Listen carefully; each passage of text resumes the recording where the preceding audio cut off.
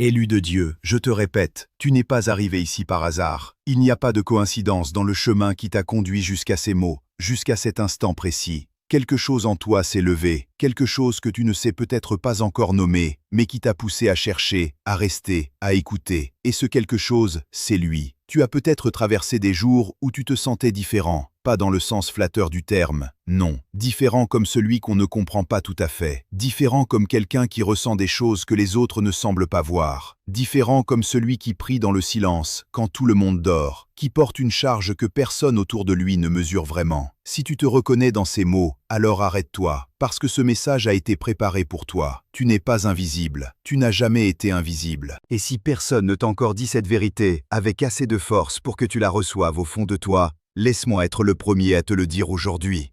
Dieu t'a vu. Il t'a vu le 27, il t'a vu le 28, il t'a vu dans chacun de ces moments où tu pensais que le ciel était sourd à ta voix. Abonne-toi maintenant, parce que ce que tu vas recevoir ici, semaine après semaine, est fait pour t'élever, t'ancrer et approfondir ce lien entre toi et lui. Cet espace a été créé pour toi. Aujourd'hui, j'ai quelque chose d'important à vous avouer. Pendant longtemps, je me suis demandé pourquoi certaines personnes arrivent à se relever après les pires tempêtes, pendant que d'autres restent prisonnières de leurs blessures, de leurs échecs et de leurs douleurs. J'ai cherché, prié, traversé des saisons difficiles, et j'ai fini par comprendre une vérité essentielle. Ce ne sont pas tes ruines qui définissent ton avenir. C'est ce que Dieu décide d'en faire. Ce que tu traverses aujourd'hui n'est peut-être pas la fin de ton histoire. C'est parfois le début d'une reconstruction plus grande que tout ce que tu imaginais.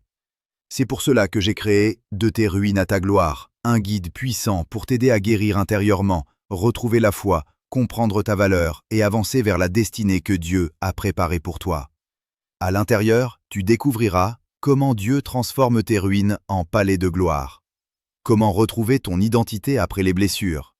Comment découvrir la mission que Dieu a écrite pour ta vie. Les clés pour débloquer tes prières et recevoir des réponses. Comment reconnaître la voix de Dieu dans ton quotidien. Les 7 ancres spirituelles pour rester debout dans la tempête. Ce livre n'est pas fait pour ceux qui veulent abandonner. Il est fait pour ceux qui sentent qu'il y a encore quelque chose de grand en eux, même après les combats. Si tu lis encore ces mots, ce n'est peut-être pas un hasard. Peut-être que Dieu voulait simplement te rappeler que ta gloire peut commencer après tes ruines.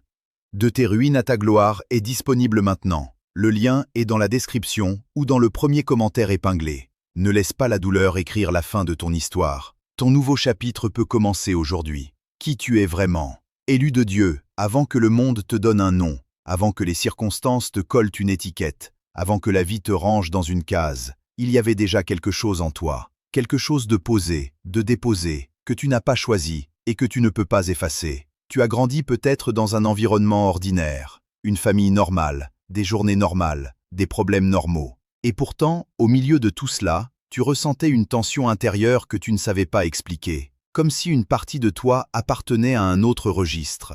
Comme si tu écoutais une fréquence que les autres n'entendaient pas. Ce n'était pas de l'orgueil. Ce n'était pas de la folie, c'était une réalité spirituelle que tu portais sans le savoir, sans les mots pour la formuler, sans personne pour te la confirmer. Tu priais parfois sans savoir exactement pourquoi tu priais. Tu cherchais Dieu dans des moments où rien ne t'y obligeait. Tu ressentais sa présence dans des instants que d'autres auraient trouvé insignifiants. Un lever de soleil, un silence particulier, une phrase entendue par hasard qui t'a traversé comme une flèche. Ce n'était pas le fruit de ta seule imagination. C'était une conversation qui avait commencé bien avant que tu ne t'en rendes compte. Et puis il y a eu des saisons difficiles. Des périodes où cette connexion semblait s'être tue, où tu priais dans le vide, où le ciel semblait fait de béton, où tes mots ne semblaient monter nulle part. Tu as peut-être douté, pas de lui, mais de toi. Tu t'es demandé si tu étais vraiment la bonne personne, si tu méritais vraiment d'être entendu, si ta vie avait vraiment le poids suffisant pour retenir son attention.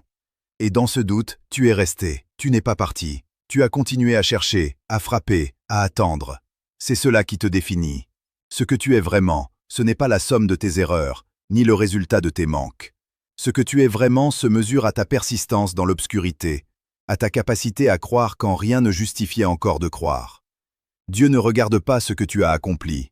Il regarde ce que tu n'as pas abandonné. Et toi, tu n'as pas abandonné. Ce qui pesait, élu de Dieu, il y a des choses qu'on ne dit pas facilement, des choses qu'on garde pour soi, parce qu'on ne sait pas comment les formuler sans paraître faible, sans paraître instable, sans que les gens autour de soi commencent à douter de notre équilibre. Alors on les range, on les tasse. On continue à sourire, à fonctionner, à avancer, mais en dessous, quelque chose pèse. Quelque chose qui ne part pas avec une bonne nuit de sommeil, qui ne se règle pas avec une conversation, qui résiste à toutes les distractions qu'on lui oppose. Et si tu sais de quoi je parle, c'est parce que tu l'as vécu. Tu le vis peut-être encore. Il y a eu des moments où tu portais une charge que personne autour de toi ne voyait. Tu te levais le matin avec ce poids déjà là, installé sur ta poitrine avant même que la journée n'ait commencé. Tu regardais ta vie et tu savais qu'il manquait quelque chose. Pas un objet, pas une personne, pas un statut. Quelque chose de plus profond, une confirmation, un signe, une ouverture dans ce mur qui semblait se refermer à chaque fois que tu tendais la main vers l'avant. Tu priais, tu croyais, et pourtant, les portes restaient closes. Les situations ne bougeaient pas, les relations restaient bloquées, les projets stagnaient. Et le silence de Dieu dans ces moments-là ne ressemblait pas à de la paix. Il ressemblait à de l'attente. Une attente sans date, sans garantie, sans explication. Ce qui est épuisant dans cette saison-là, ce n'est pas l'obstacle lui-même. C'est de ne pas savoir combien de temps il va durer. C'est de continuer à faire les bons gestes, prier, croire, se relever, sans pouvoir mesurer si cela sert à quelque chose. C'est de voir des gens autour de soi avancer, recevoir, célébrer, pendant que toi tu tiens bon dans l'ombre sans applaudissements, sans témoins, sans validation. Et dans ces moments-là, une voix intérieure commence à murmurer des choses dangereuses. Elle dit que tu es oublié. Elle dit que ça ne changera pas.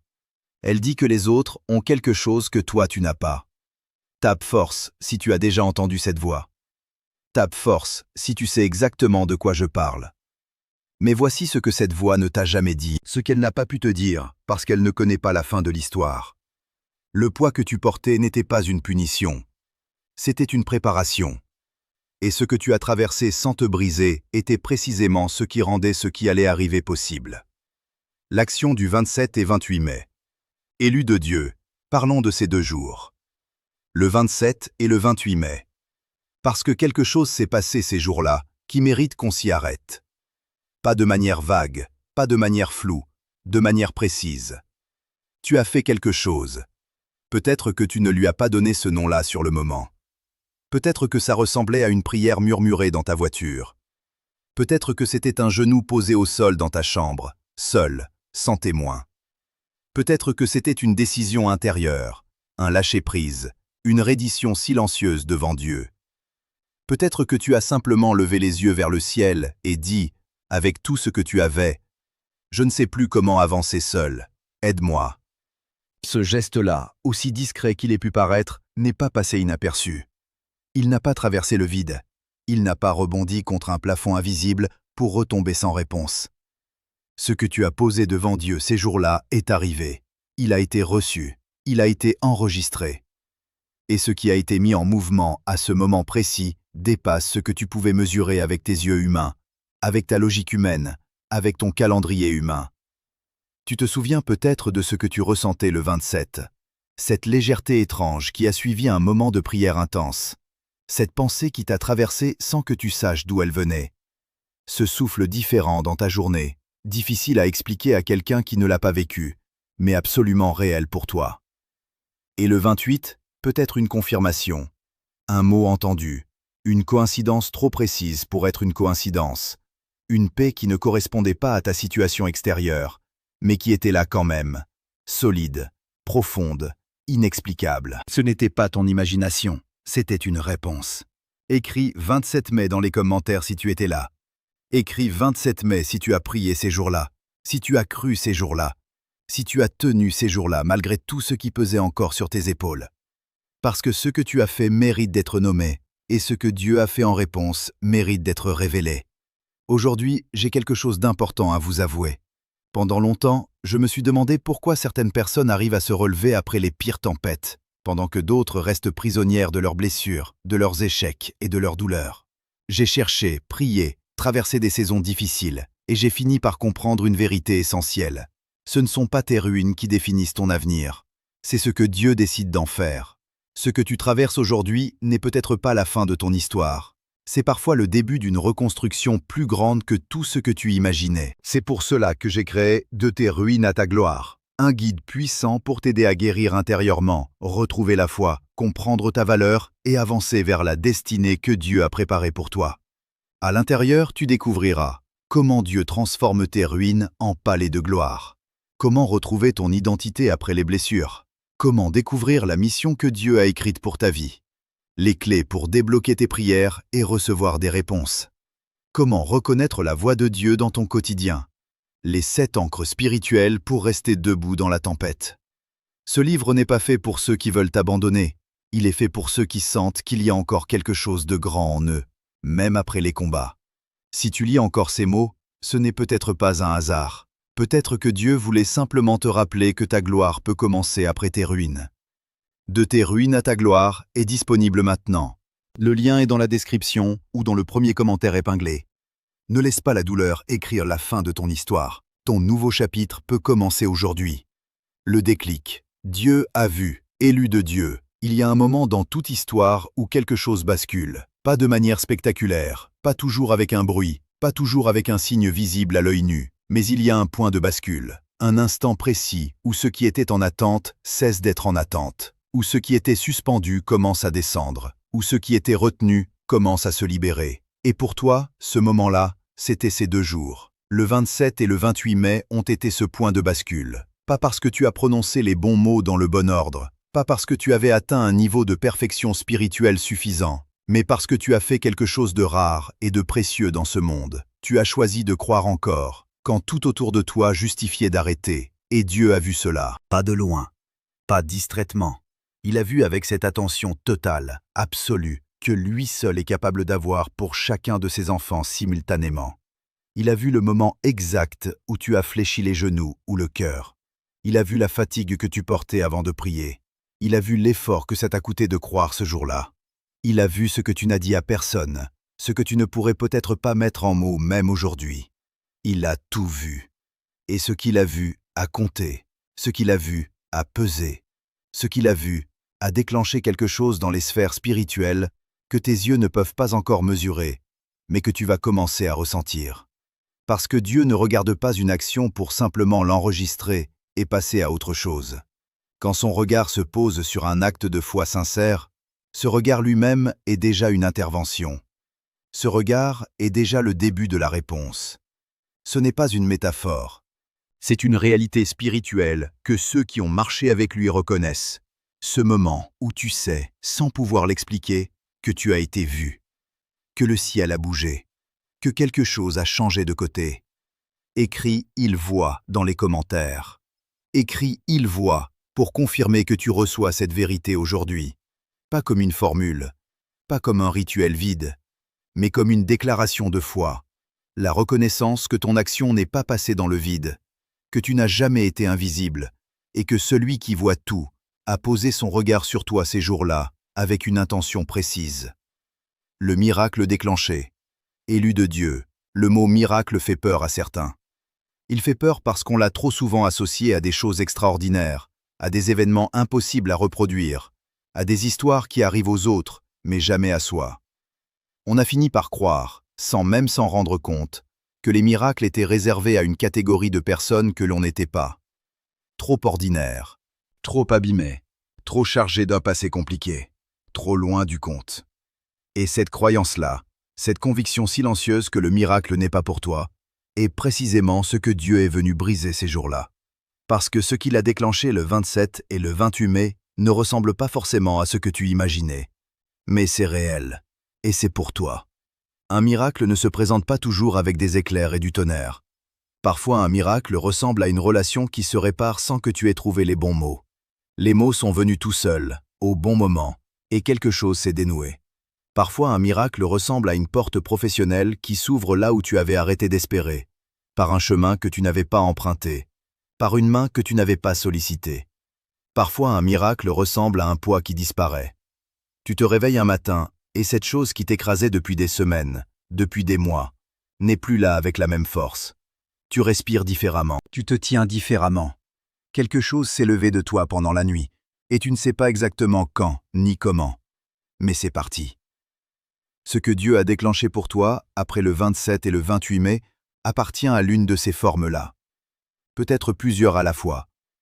Peut-être une que tu n'as pas encore nommée, parce que tu n'as pas encore osé croire que c'était lui. Que c'était une réponse. Que tu méritais une réponse. Mais écoute ce que je te dis aujourd'hui avec toute la clarté possible. Ce qui commence à bouger dans ta vie n'est pas une coïncidence. Ce qui commence à se dénouer n'est pas le fruit du hasard.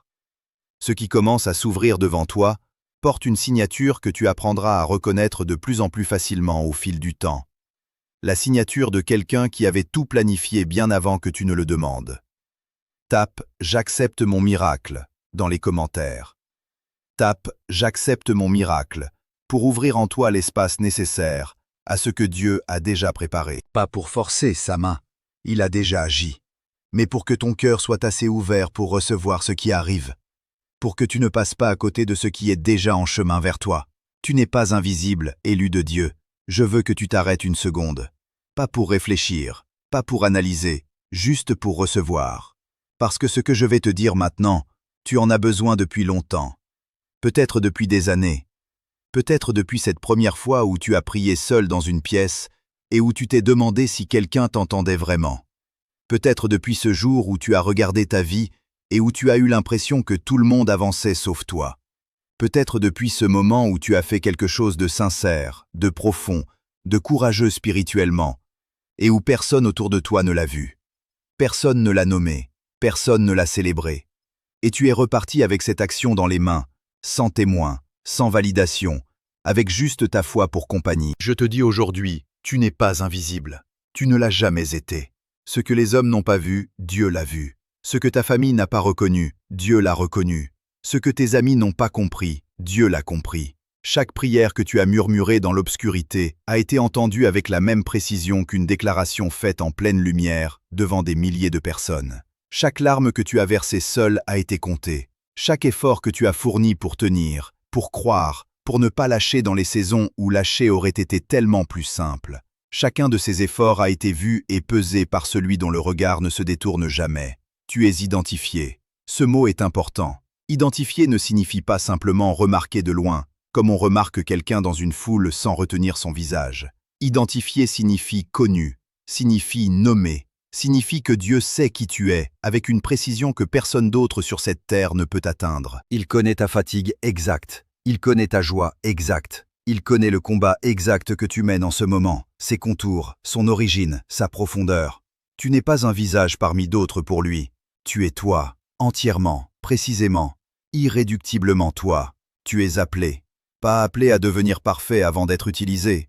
Pas appelé une fois que tu auras réglé tous tes problèmes. Appelé maintenant. Appelé tel que tu es. Appelé depuis l'endroit exact où tu te trouves aujourd'hui, avec tes forces et avec tes failles, avec ta foi et avec tes questions. L'appel ne t'attend pas au sommet, il te trouve en chemin. Écris « Je suis vu » dans les commentaires. Écris « Je suis vu » si tu reçois cette vérité aujourd'hui. Si quelque chose en toi se dépose en lisant ces mots, si une partie de toi qui attendait cette confirmation depuis longtemps vient enfin de la recevoir. Approfondir la relation avec Dieu. Élu de Dieu, maintenant que tu sais que tu es vu, maintenant que tu sais que ton action a compté, maintenant que tu sais que le miracle a été déclenché, la question qui se pose n'est plus de savoir si Dieu est là. La question devient, qu'est-ce que tu fais avec cette certitude? Parce qu'il y a deux manières de recevoir une révélation. La première, c'est de la recevoir comme un événement, quelque chose qui t'arrive, qui te touche, qui te réchauffe un moment, et puis la vie reprend, le quotidien reprend, et cette vérité finit par s'estomper comme une flamme qu'on n'a pas alimentée. La seconde manière, c'est de la recevoir comme une invitation, une porte qui s'ouvre non pas pour que tu regardes à l'intérieur depuis le seuil, mais pour que tu entres, pour que tu avances, pour que tu t'installes dans quelque chose de plus profond, de plus réel, de plus constant que ce que tu as connu jusqu'ici. Dieu ne t'a pas montré sa présence pour que tu en gardes un beau souvenir. Il te l'a montré pour que tu en fasses une demeure.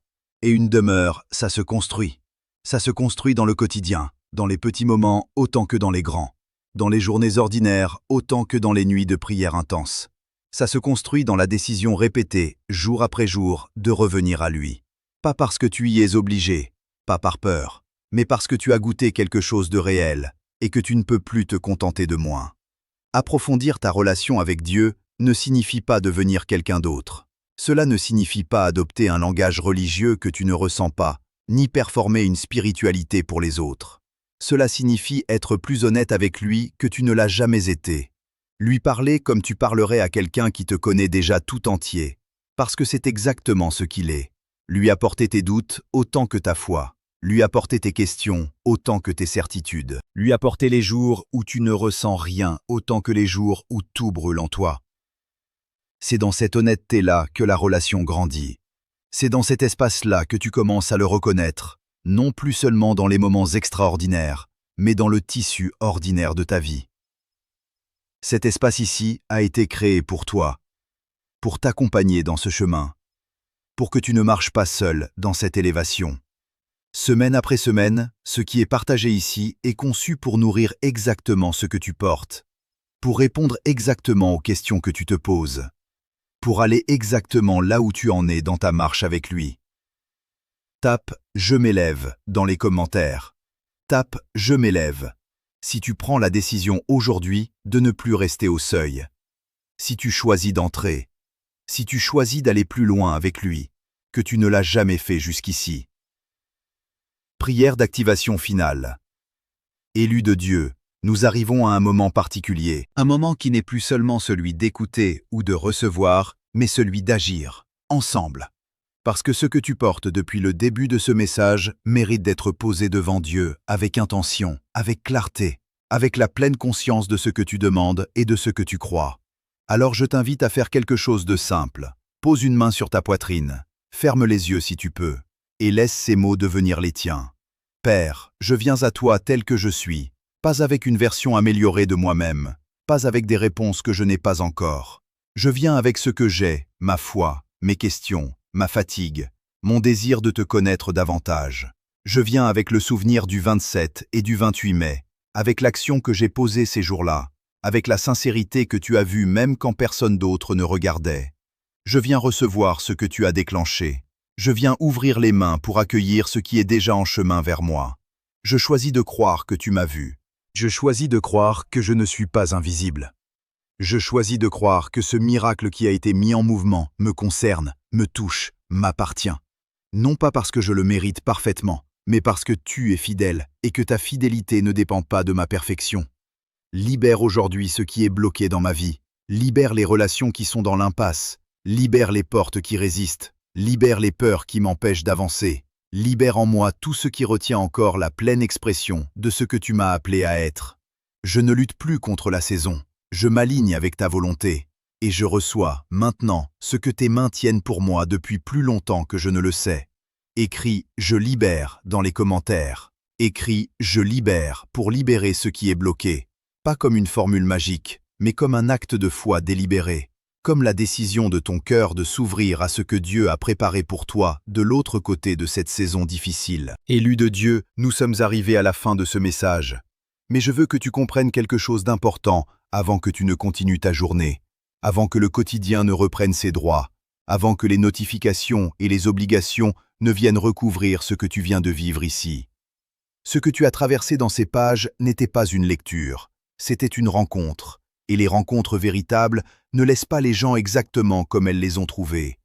Quelque chose a bougé en toi, quelque chose s'est déposé, quelque chose a été dit que tu portais depuis longtemps sans pouvoir le formuler, et maintenant que c'est dit, maintenant que c'est nommé, tu ne peux plus faire semblant de ne pas le savoir.